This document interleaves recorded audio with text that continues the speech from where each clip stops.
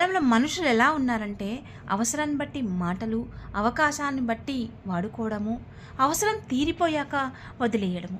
నిజంగా నువ్వు వాళ్ళ సమస్యల్లో ఉన్నప్పుడు నువ్వెలా హెల్ప్ చేశావో, అదే నువ్వు సమస్యల్లో ఉన్నప్పుడు, నీ కష్టాల్లో ఉన్నప్పుడు నీతో ఎవరున్నారు?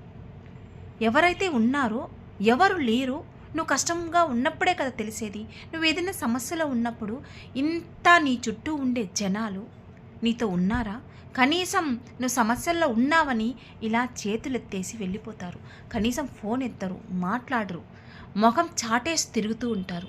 అటువంటి వాళ్ళకి దూరంగా ఉండండి. వాళ్ళు నుదుటి మీద రాసుకొని తిరగరు. మనమే అర్థం చేసుకోవాలి ఎవరు ఎంత మాత్రము అనేసి.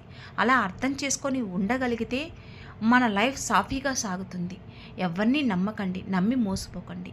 ఎందుకంటే భగవంతుణ్ణి నమ్మితే ఏదో ఒక దారి చూపిస్తాడు. మనుషులు